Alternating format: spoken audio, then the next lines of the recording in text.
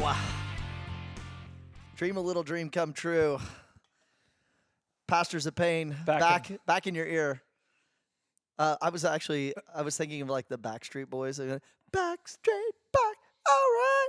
Back at you, in your home, in your ears, blaring through your speakers that when you pull up to a traffic light, people say, that guy's got an awesome voice over there and sounds really holy.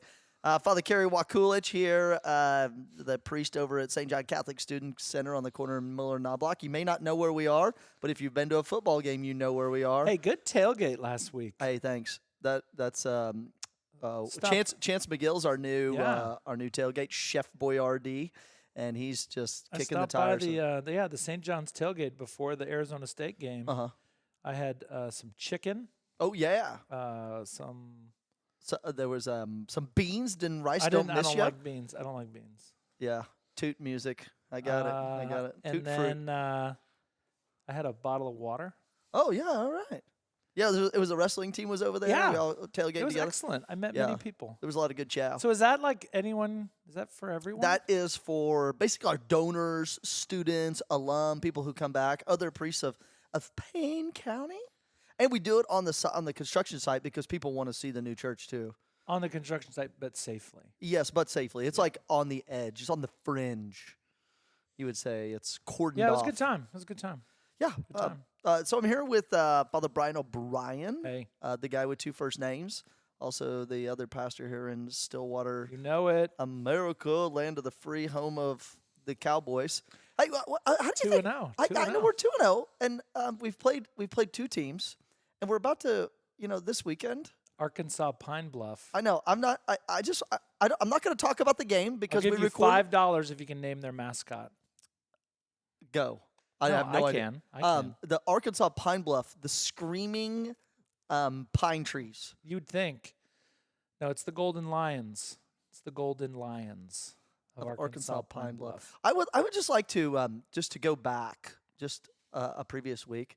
And I have two questions about American football, and one of them is, what happened to Notre Dame and Texas A&M?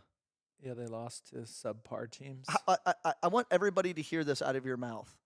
How much did Notre Dame pay that little dinky school of Marshall to come and beat up? So yeah, in the college football world, if you're a big team, I mean OSU is paying Arkansas Pine Bluff. I read $400,000. Oh. Whoa! To come and play us. Hot diggity dog. Well, so A&M paid Appalachian State $1.5 million, and Notre Dame paid Marshall $1.25 million to come and play and get beat up, and then they lost. That's the way that goes. I was hiking. What if we lose to Arkansas Pine Bluff this weekend? We are. Well, we don't know. Blame you. People are going to blame you. Hey, this will air after that game, so we don't want to air. It won't. Oh, it airs on Friday. Oh yeah. Oh boy. Oh. Well, let's put all that aside. Let's put all that aside. There are many other good podcasts, most of them hosted by my parishioner Dave Hunsiker, that talk about OSU football. Yeah. I would like to talk to you, Father Kerry, today. Whoa. I want to continue our series. Oh. It's a series that is 10-part series? Massively sporadic and has covered multiple years. But a few years ago, we said, "Hey, let's walk people through like the 10 Commandments." And we've gotten through 6 of them. Yes, which is that's an accomplishment. That's So we were talking about maybe we want to start like kind of another series on the Mass and kind of walk everybody through the Mass, especially with the Eucharistic revival that's going on in the United States.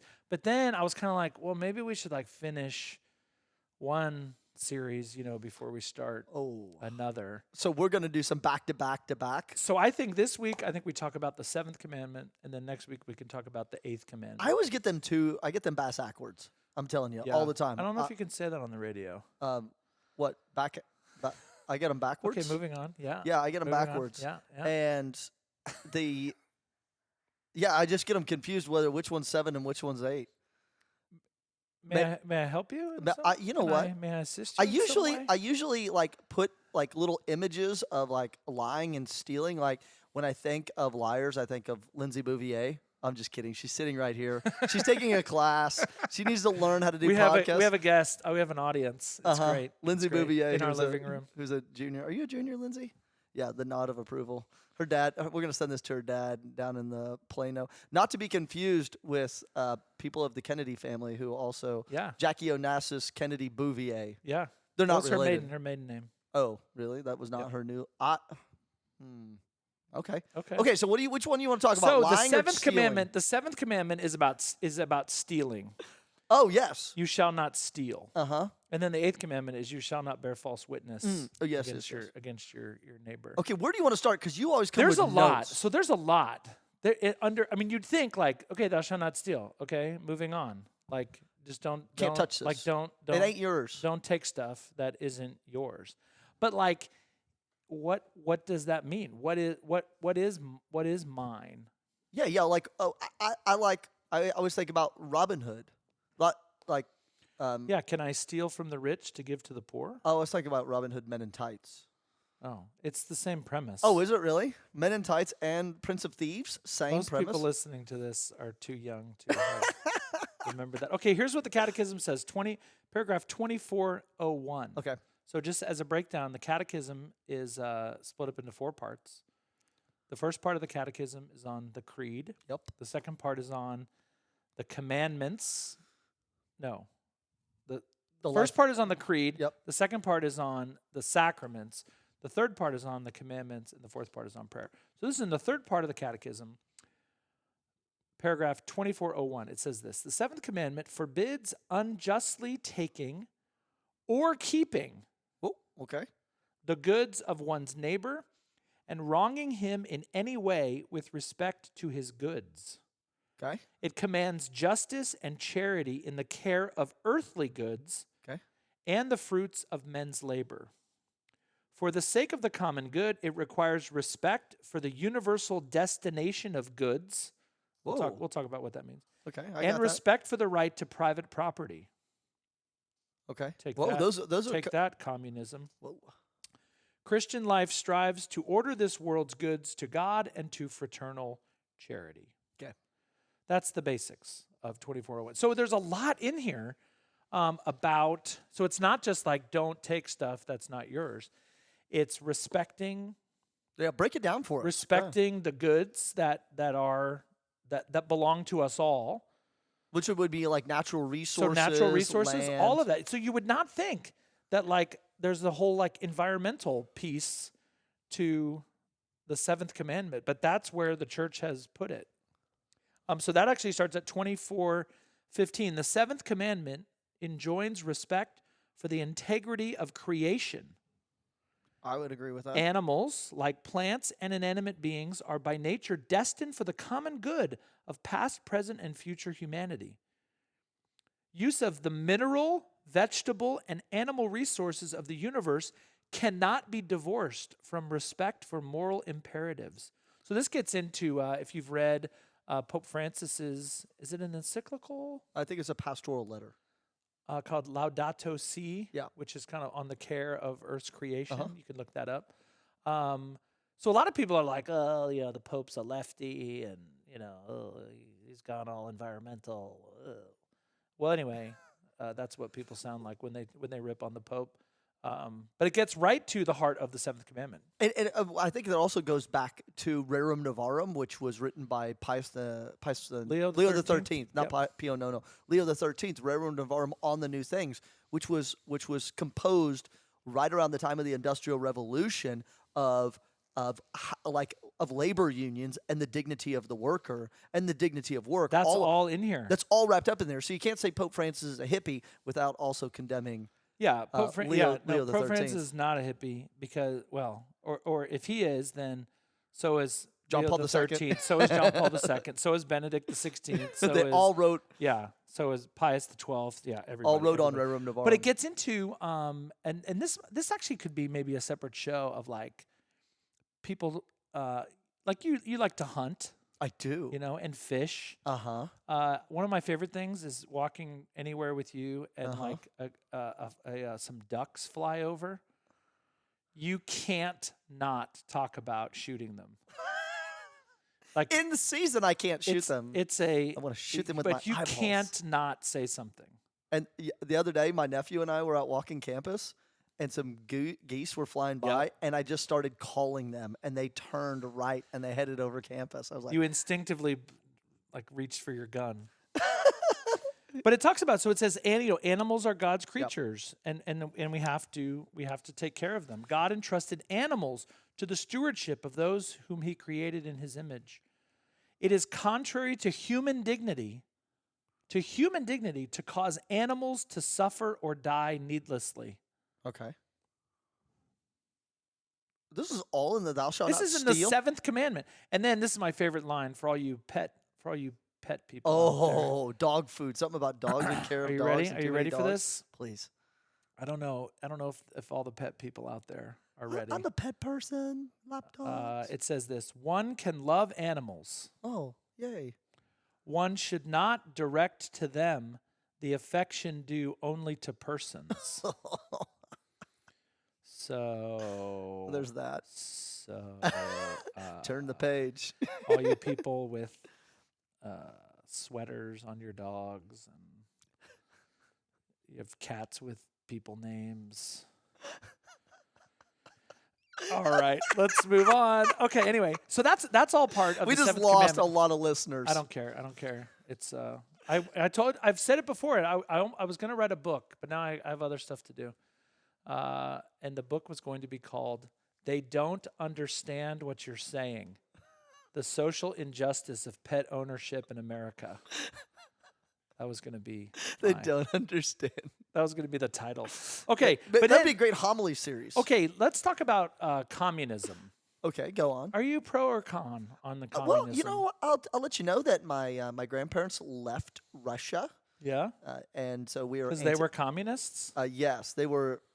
No, they weren't communists. They got out of there. They don't like Bolsheviks. My Oh, they don't grandparents like- left. You can't say that on the radio either. They don't like I'm Bolsheviks. just kidding. Yeah, they got out. I don't. Yeah, I'm not a big fan of communism. Okay. Well, neither is the Catholic Church. I agree. Just so you know. That we have St. Joseph the Worker Day to counteract On the, May 1st, that's yeah, right. the Communist Worker Because Day. so there's a whole thing on.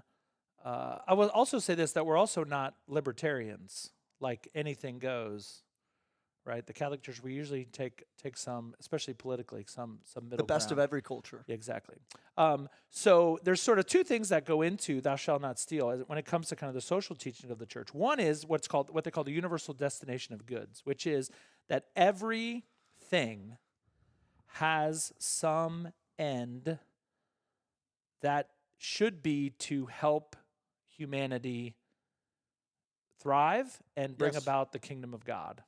Yes. And so the way things are made, the way things are bought and sold, and then ultimately who owns them, that everything. So like, let's take technology, right? Technology can be very good. Technology can be very bad. But technology as its end should have that it helps the humanity to thrive. Agree. And for the kingdom of God to be brought about. And so misusing technology or this table or this lamp, misusing it goes against like the universal destination of goods, that it's ultimately something to bring about our human flourishing. So if I use that lamp to read, so I can better see the Bible in order to read it, good. Yes. If I use that lamp and hit you in the face Oh, that's bad. because you did not empty the dishwasher, Whoa. bad. Bad. It doesn't have the right end. Yeah. But then the other part of that is that we also believe in private property. Correct. And I think that's a misconception that a lot of people like that the church is, just super into that everything belongs to everyone, and like we don't believe in borders or anything like that, which we do. That could be a whole other subject. But we believe in private property. And so if I own something and you take it from me, then that's a sin. That's a violation of the 7th Commandment. Okay.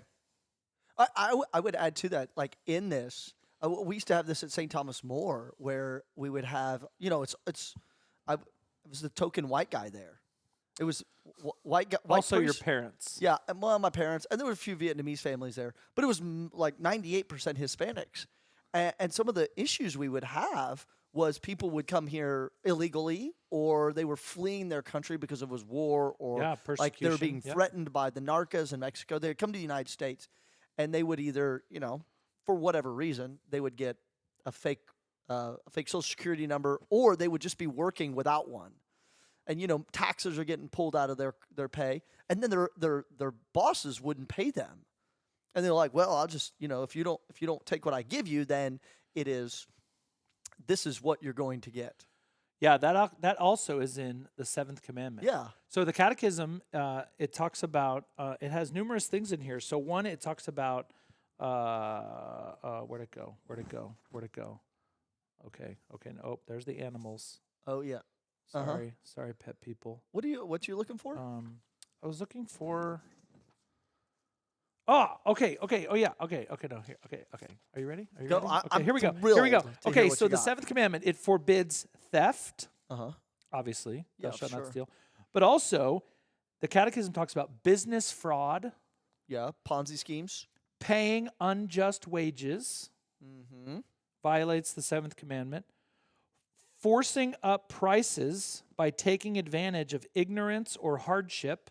Oh, that was like COVID. Like price gouging. Yeah. So you see this a lot. I mean, I don't know all the ins and outs, but you hear it a lot, like related to like certain medicines that certain people need. My example, I remember like on 9/11, 21 years ago, I drove to school that morning. I was teaching at Bishop Kelly. I drove to school that morning past this gas station that I always drive by. And the gas price was, I don't know, at that time was probably, like 14 cents or something. No, it was like, it was like let's say like 189 or something. And then on the way home after the planes hit, it was like 250.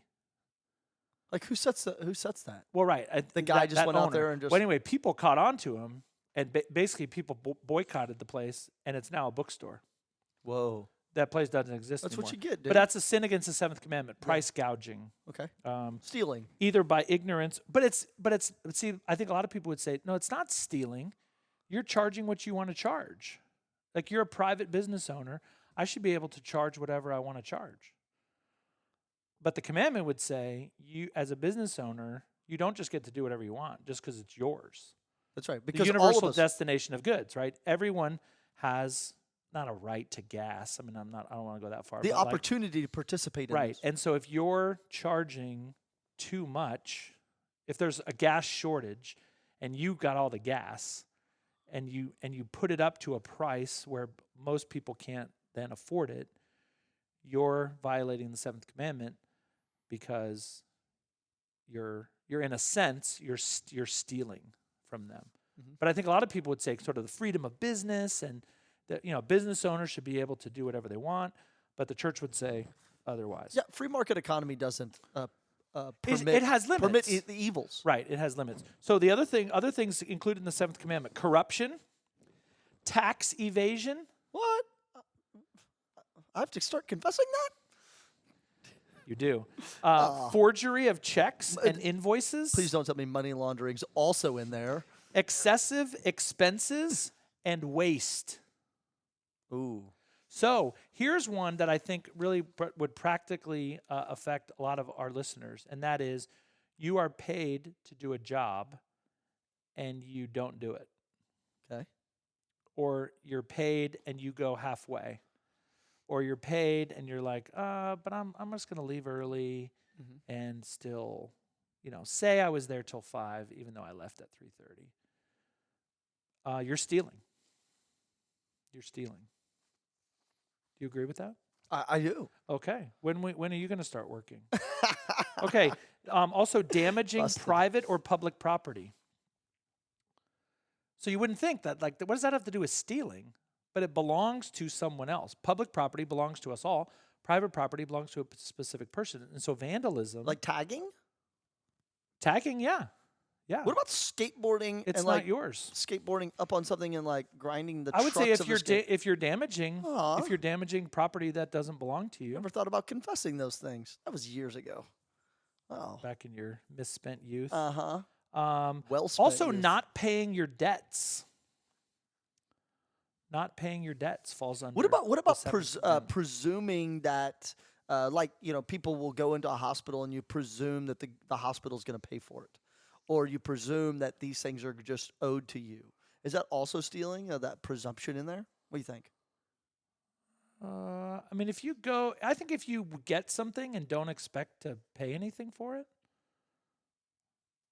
that's stealing. I think that would be a form of stealing. What about when I go out to dinner with you and I intentionally don't bring my credit card to make you pay for it? Is that stealing? Or as we used to do, it's called we call it affectionately called the Seminarian Shuffle, which is when you're a seminarian and you have no money and you go out to dinner with people and then the check comes and you just we're on the radio so I can't, but you just start basically patting yourself down. You start making slow motions around your body as if you are checking for your non-existent wallet. And then somebody goes, "Oh, let me get that," and you, "Oh, okay." I call it the student stare. The Seminarian Shuffle. Well, the student stare is when the bill comes out, the student looks at it and then looks at me. They're like, because they don't have any money, and they look at the bill and they're like, "It's $35. I don't have $35." They're like, "I got it." They're like, "Oh, they're stealing from you." One thing I want to address is paragraph 24:13, which under the 7th commandment, which is on games of chance. Is that gambling? Gambling. Oh. Can I read this whole thing? Whoa. Because this is huge in Oklahoma. Yes. Okay. So people always ask, like, is gambling a sin? And we would say that it can be, not necessarily, but it can be. Okay. All right. Let's nuance. Here it is. Games of chance or wagers are not in themselves contrary to justice. Okay. They become morally unacceptable when they deprive someone of what is necessary to provide for his needs and those of others.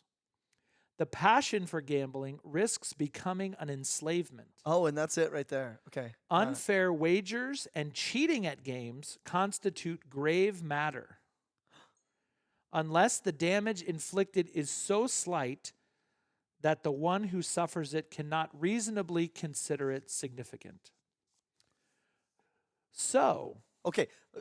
Go ahead. What about the movie Rounders? Remember watch that movie? I've never seen it. No, what was it? Was it 21? Oh, 21, yeah. Yeah, not Rounders. Is 21 where they're counting cards? Is that a violation? So counting cards my understanding is counting cards in blackjack is legal.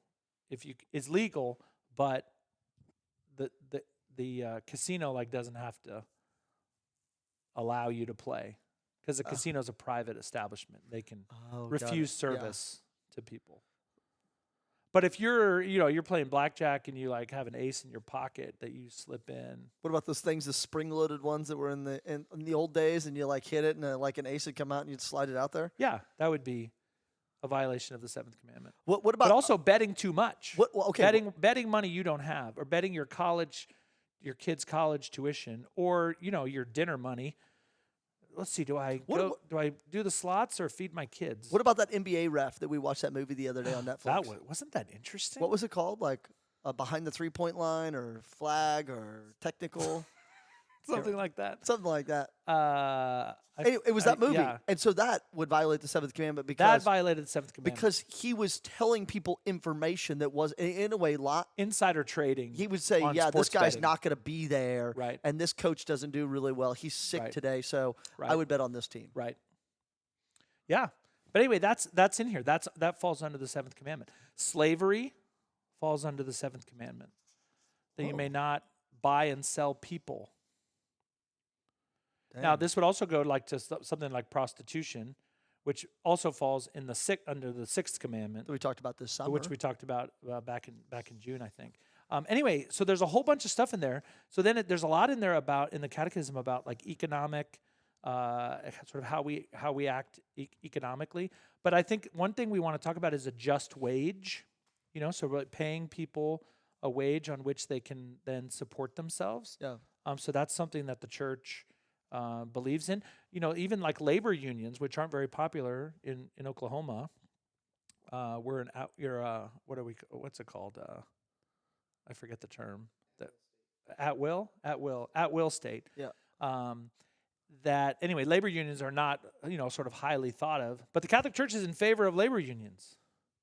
Now, labor unions can take things, too far. Yeah, of course. We're in favor of, if for a morally legitimate reason, paragraph 2435, of employees striking, going on strike, to protest some either unjust wages or some bad working conditions. We talked about the just like what do we think about communism, and the solidarity movement in Poland. Yep. That solidarity movement that started in the I don't remember the year of it, but it was Lech Walesa. Whoa, a name I remember. Yeah, good work, man. And the solidarity movement started amongst the steelworking factories in Gdańsk, Poland. In the shipyards. That's right. Yep. They were revolting because of unjust things going on, and that lock-in, those protests, then brought the Russian army up there, and they tried to strong arm them, and it failed, and it actually brought about the collapse of communism. Yep. Sort of the fracture, the breaking started there in Gdańsk at that shipyard, steel yard. Boo communism. Okay, the last one is in the 7th Commandment. There's a whole section on love of the poor. And we're recording this. Today is Tuesday, and today is the memorial of St. John Chrysostom. Oh, yeah. And so he's quoted in paragraph 2446, and he says this: "Get ready to be challenged. You thought my anti-pet crusade was challenging. Get ready, folks. Bouvier, you ready? John Chrysostom said this. He died in 407, by the way. Not to enable the poor to share in our goods is to steal from them and deprive them of life. The goods we possess are not ours, but theirs." Does it have the quote in there? It says, if you have two shirts, one of them belongs to a poor man. But I've heard that. It's a famous quote of St. John Chrysostom, the golden tongue. That did not make it in here. But anyway, that has to be, when we think about our own possessions and what we have, what's mine, like we act like kids, like this is mine. Mm-hmm. Really, according to the universal destination of goods, what's mine is yours in some way, not directly. I like that because it opens the. We're in this together. That's solidarity. We're in this together. It's solidarity. That I have to be always ready to relinquish something. If I have stuff, I should be willing to relinquish it because we call that detachment. Yeah, because I'm always thinking of like, oh, these things I have, this clerical shirt. Do you want this? I don't. It won't fit me. Oh, okay. So, but I was ready to give it up. I was like, here you go. You know it won't fit me, and I resent you making fun of me. Whoa, I was not making fun of you. Maybe you wanted to use it to wash your feet. Of all the examples you use is clothing. Do you want to? What about these pants? Do you want these pants? That was mean. That was hurtful. Oh. And very unnecessary. But I was being generous because I was looking at my poor brother and I thought, okay, you need that's this. true. That's Yeah. true. But So temperance in like moderating your attachments. Yep. But we're all in this together. There's a am I my brother's keeper? The answer is yes. We're in solidarity with each other. And so thinking about as we close, like with regard to the 7th commandment, taking a good look at yourself and your relationship to stuff. So simplifying, getting rid of stuff, but then also, okay, what is mine that can be shared? What do I have that other people would benefit from using? Agree. All that falls into the 7th commandment. I'll close with St. Rose of Lima. Oh, yeah. She said, when we serve the poor and the sick, we serve Jesus. We must not fail to help our neighbors because in them we serve Jesus. So, taking a new look at the 7th commandment. There's a lot there, so you can hit up the catechism. Really cool stuff there on creation. Really cool stuff on why you shouldn't name your dogs people names. Why dog sweaters are dumb. I'm just kidding. I love animals. Wow. All right. Have a great week. Go Pokes. Beat the Golden Lions. Peace.